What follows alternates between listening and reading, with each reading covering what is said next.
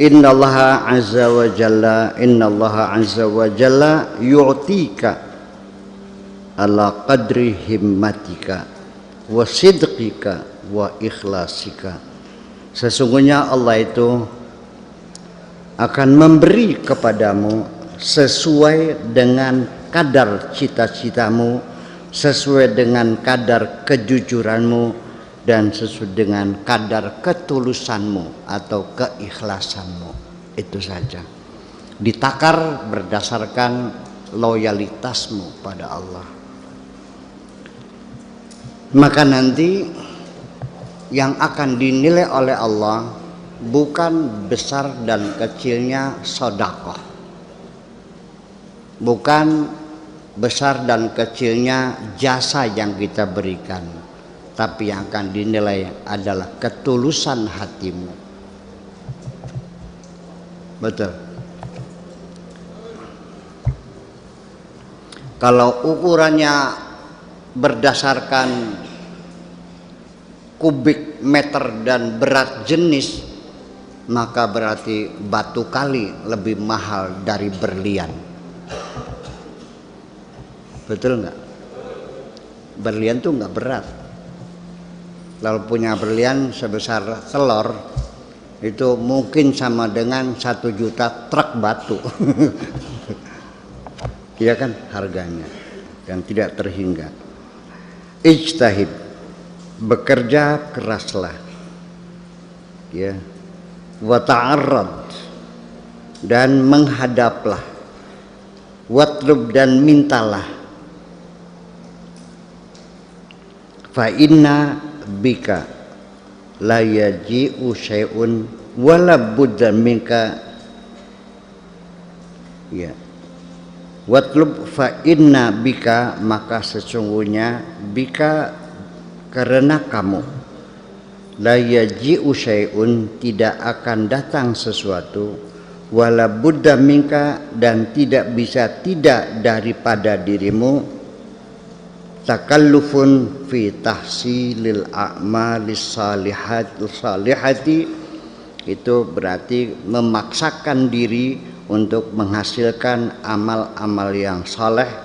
Kama tatakallafu, seperti juga engkau memaksakan diri bekerja keras, fi tahsilir rizki, untuk mendapatkan rezeki.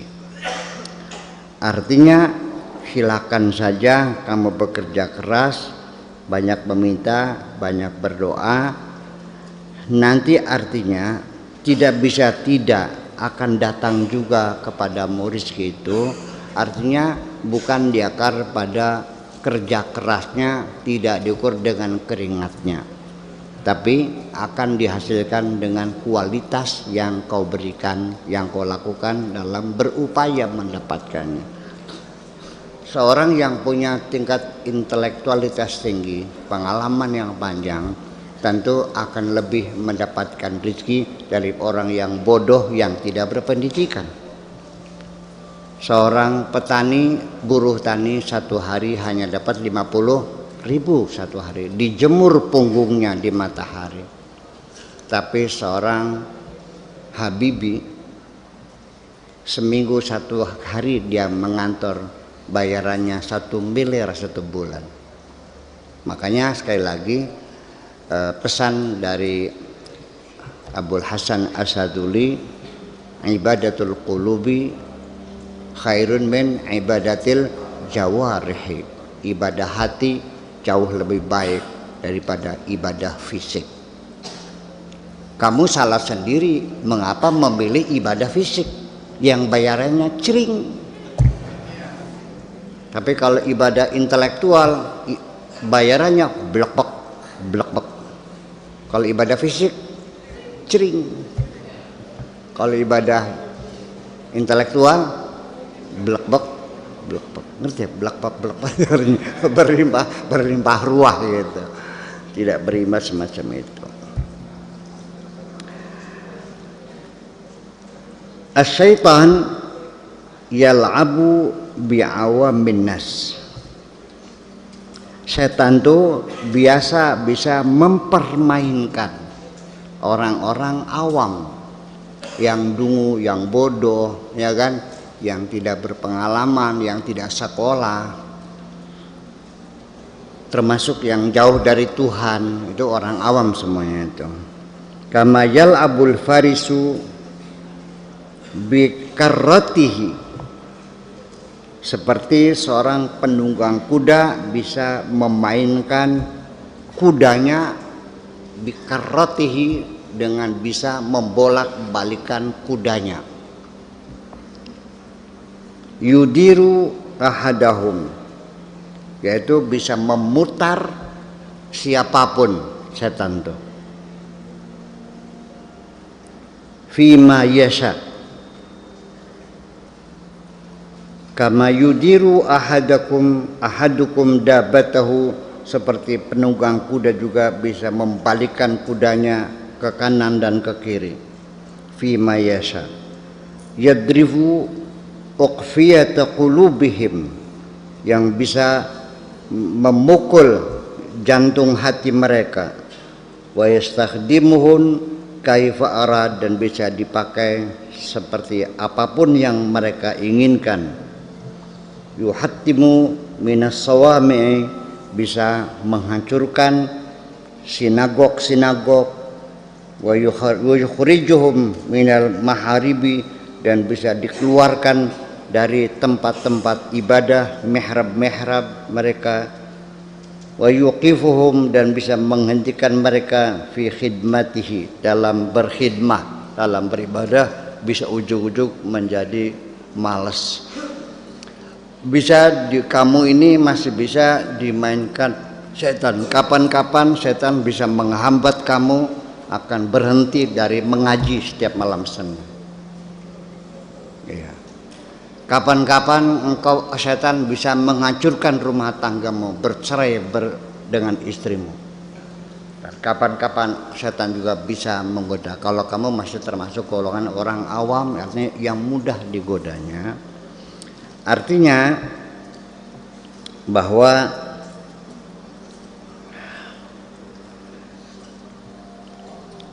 seorang penunggang kuda, ini contohnya saya terangkan nih, ngomongnya muter-muter tapi saya paham.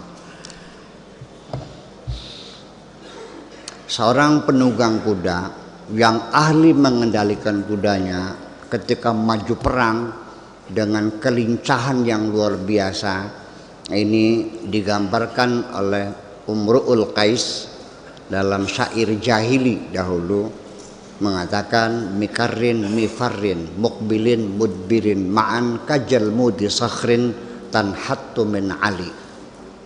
Mikarrin, dia bisa berbalik. Mifarrin, melesat. Mukbilin, bisa menghadap. Mudbirin, bisa berbalik. Kajal mudi sakhrin, seperti buah batu besar. Tanhattu min ali, batu ukuran 5 meter diameternya, menggelinding dari gunung, kayak apa mau bom balik-baliknya. Itu saking lincahnya seorang penunggang kuda sehingga musuhnya habis dibabat semuanya. Itu cerita Umrul Qais. Ini mungkin dari cerita bagaimana setan bisa memutar-mutar kamu sesuka-suka dia kalau kamu tidak waspada. Dan setan menggoda itu adalah legal, karena setan pun ketika menggoda kamu sudah minta izin dari Tuhan dan sudah dikasih SIM, ada SIM-nya resmi, surat izin menggoda.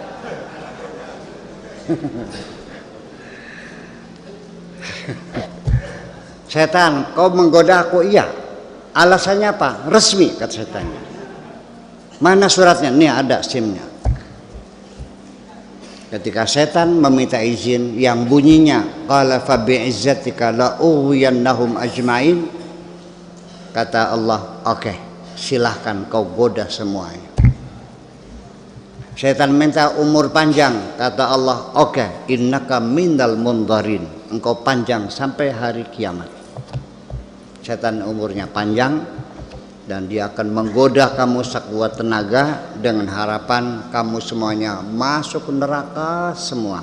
Nah, nanti kalau sudah masuk neraka semua, setan ada peluang bisa masuk surga lagi. Itu akal jahatnya tuh. Makanya orang yang hidupnya punya cacat, dia paling suka menyebarluaskan cacat orang lain supaya tidak sendirian.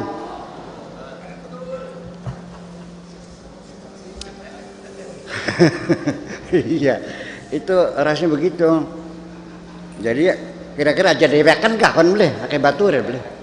Bareng-bareng nerakanya kalau tidak. Nanti di surga bersama-sama dengan kamu semuanya. Dan setan itu bekerja menggoda kamu itu tidak main-main. Dia sangat bersungguh-sungguh, tidak mengenal waktu, tidak siang, tidak malam, tidak pagi, tidak sore. Ya, kamu berdiri, setan berdiri, kamu duduk, setannya tetap berdiri. Kamunya melek, setannya melek, kamunya tidur, setannya melek. Nyon? Iya, siang dan malam. Tetapi setelah setan keluar dari sorga dengan 2 pengkabulan, umur panjang dan menggoda manusia, di tengah setan sedang bersukaria sambil tolak pinggang dan bersiul-siul, kata Tuhan, tunggu dulu setan, silakan kau goda seluruh umat manusia, tetapi nanti ketika manusia sadar, mengaku bersalah dan meminta ampun kepadaku, pasti ku ampuni semuanya.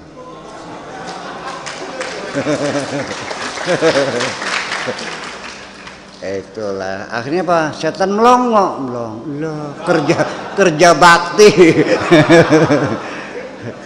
Yang nanti hasilnya seperti menulis di atas air. Nah, sejak itulah maka setan merubah strategi, bukan sekedar menggoda manusia berbuat jahat, tetapi mempola bagaimana manusia jangan merasa berdosa.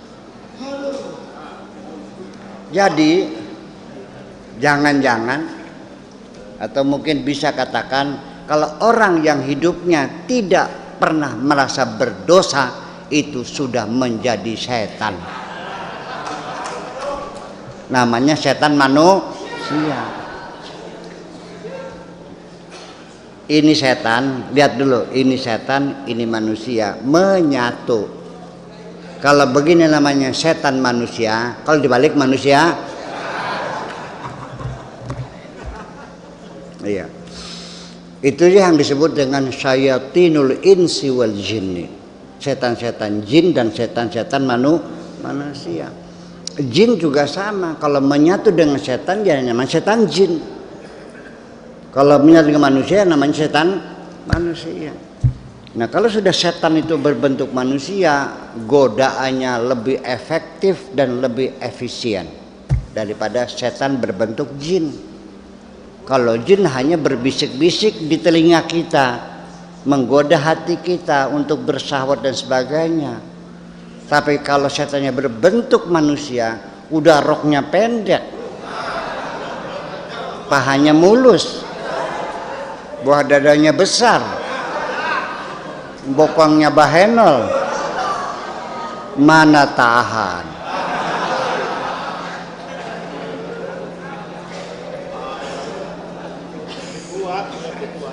Kalau setannya sudah berbentuk manusia yang cantik jelita, dia bisa menarik tanganmu. Ya, tapi setan berbentuk jin sebatas hanya berbisik-bisik saja. Setan mengajak engkau berjudi, hanya sekedar mengajak. Tapi kalau setannya manusia, mengajak kamu dan dia siap membantu uang kamu untuk berjudi. Nggak ada duit, nih duit banyak udah.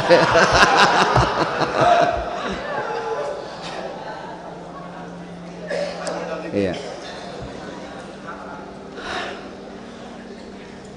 Paham? Maka jangan main-main. Jadi ketika engkau diperingatkan oleh Tuhan, inna syaitana lakum aduwwum mubin, ternyata engkau tidak pernah mengambil langkah strategi, menganggap ringan setan seperti anak kopokan, menganggap ringan. Kamu tidak pernah mempelajari bagaimana teknik setan menggoda, di mana kekebalan setan, bagaimana dia menggoda caranya. Kamu tidak pernah belajar dengan setan, tapi setan mempelajari kamu 24 jam diintai kamu. Ya, setan tahu kelemahan-kelemahan kamu itu semuanya. Ya, saya juga pernah mau diselewengkan oleh setan. Ketika ingin membantu orang susah, uang sudah di kantong, tinggal diberikan saja, masih berbisik juga setan. Nanti Buya, ngasihkannya jangan sekarang, nunggu kalau sudah tamunya banyak. Saya bilang, aku lebih pinter dari kamu.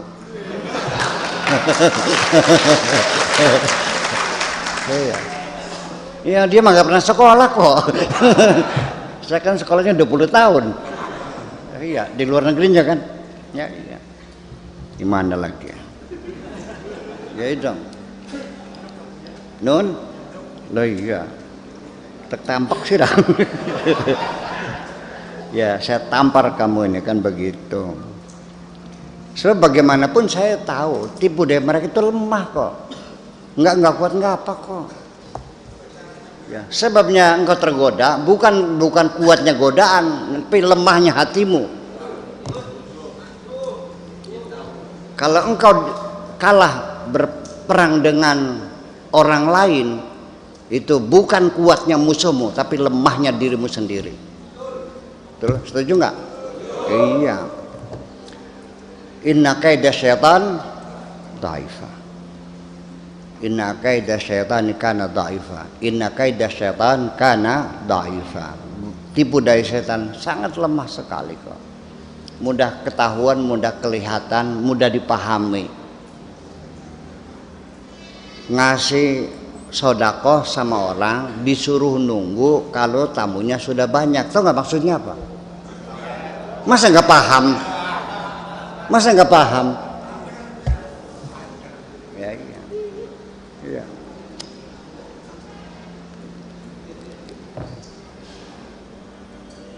Ya, jadi seperti itulah kira-kira kita dalam berjuang hidup ini. Jangan kau anggap mulus-mulus saja.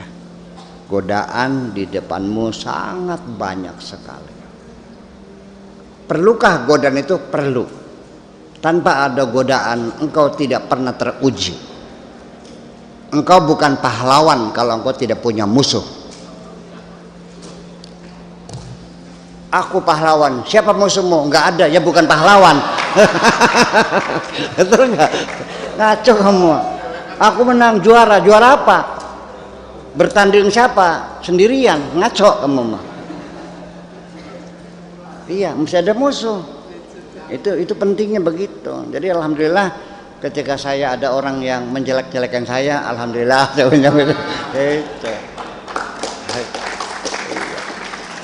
Makanya jangan berharap saya akan marah dihina orang kok.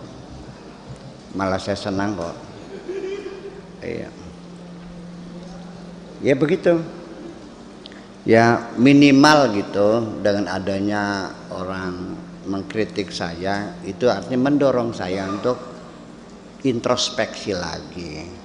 Betul nggak? Iya. Sebab kita tidak mungkin kita menjamin kebenaran kalau kita tidak selalu melakukan introspeksi. Karena pasti saja di dalam kerja manusia selalu saja ada kekurangan-kekurangan dan selalu ada kesalahan-kesalahan. Manusia tidak akan pernah mencapai kesempurnaan. Nabi Muhammad pun makhluk yang sempurna. Itu nisbatan dibandingkan dengan kamu. Kalau dengan Tuhan yang kesempurnaan Nabi Muhammad. Tetapi yang maha sempurna hanya Allah. Cuman Nabi Muhammad dibuat paling sempurna diantara dibandingkan dengan kamu-kamu ini. Kalau dengan Allah yang nggak sempurna dong. Sebab yang maha sempurna hanya Allah saja, itu aja bedanya. Ya, segitu Nabi sempurna pun masih diuji. Iya. Kalau nggak ada Abu Jahal, kamu tidak akan tahu hebatnya Kanjeng Nabi Muhammad kok. Kalau orang Mekah semua masuk Islam, semua nurut, semua sembahyang, semua gitu. Nabi Muhammad kelihatan hebatnya enggak? Jadi ketika ada musuh datang, itu berarti Allah mengendaki supaya kamu kelihatan hebat di mata orang lain. Alhamdulillah. Kalau nggak ada musuh, aku bayar kamu, silakan musuh saya. Ini saya bayar.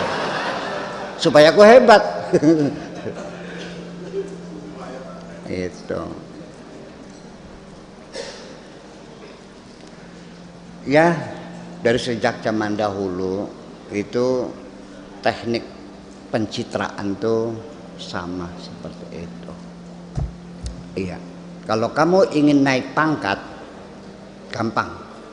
Kamu kerja di dinas pemadam kebakaran. Kamu isi blangwir kamu itu air yang penuh, lalu kamu bakar rumah itu sendiri. Lalu kamu datang 2 menit kemudian, semua orang bertepuk tangan sama kamu, naik pangkat kamu itu. Nah, ternyata luar biasa, 2 menit selesai. Yang terbakar sedikit hanya dapurnya saja. Yang bakar siapa?